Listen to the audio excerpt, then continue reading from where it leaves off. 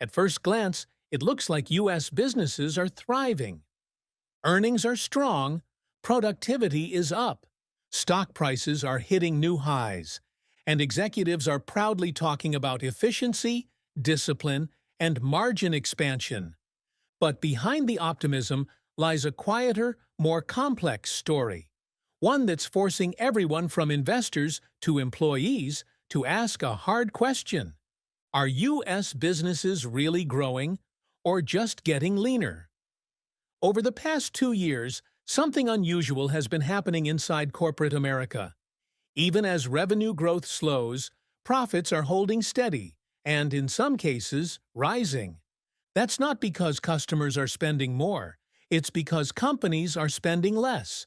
Across nearly every sector, firms have been cutting costs, trimming headcount, streamlining operations, and using technology to automate tasks that once required people.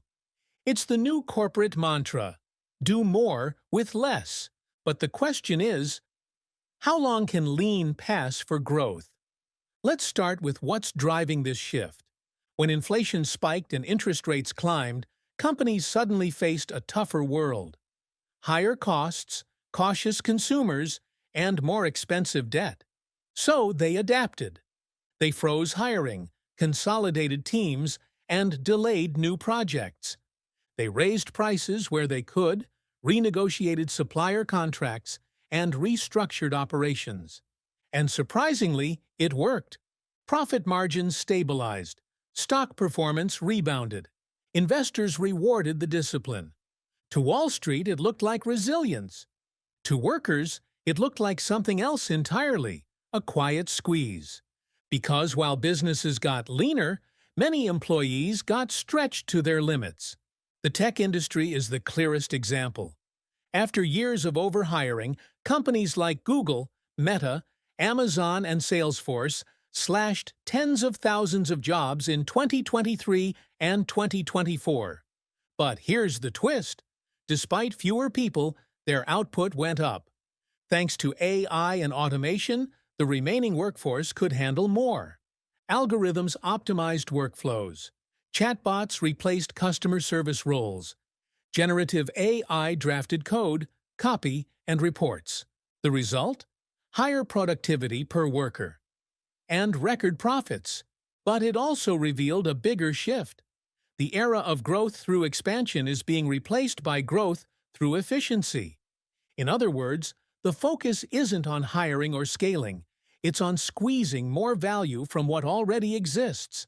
That might sound good for business, but there's a catch. You can only cut your way to growth for so long. Eventually, the savings dry up, and the question becomes, what's next? Real growth comes from innovation, from new products, new markets, and new ideas. But innovation requires investment. And when companies get addicted to cost-cutting, they often forget how to build. Right now, a lot of American firms are walking that line, celebrating efficiency while quietly starving their long-term potential. R&D spending is slowing outside of AI. Capital investment is flat in many industries, and employee burnout is rising as workloads intensify. In the short term, lean looks impressive. In the long term, it can hollow companies out. It's not just about jobs, it's about momentum. A lean company can be profitable, but a growing company creates opportunities for employees, suppliers, and communities. When firms stop expanding, entire ecosystems feel it. Fewer promotions, fewer startups spun out, fewer local suppliers getting contracts, and that ripple effect is already showing up in the broader economy. Despite strong profit reports, small business confidence is low. Hiring in key sectors has slowed, and even as markets hit records, consumer sentiment remains cautious. Big corporations look healthier than the people they depend on. AI adds another layer to this story. Yes, it's making businesses more efficient, automating data entry, analytics, and even creative work. But it's also creating a temptation. If machines can do more, why hire more? For some executives, AI isn't a tool for growth. It's a tool for reduction. That's why you're seeing record investments in automation even while headcounts decline. And while that boosts productivity in the short term, it raises a deeper question about the future of work. If every company becomes lean, where does the next wave of job-driven growth come from? Of course, not all companies are falling into the same pattern. Some are using lean operations as a foundation to rebuild smarter, not just smaller. They're reinvesting savings into product development, new markets, and clean energy transitions. They're blending AI with human creativity rather than replacing it. Apple, for example, is channeling efficiency gains into a $500 billion investment in U.S. infrastructure and chip manufacturing. Tesla continues to automate its factories, but also expand into batteries and energy storage. These companies show that efficiency and expansion don't have to be opposites, if savings fuel something bigger. That's the difference between temporary discipline and strategic transformation. One preserves profits, the other builds the future.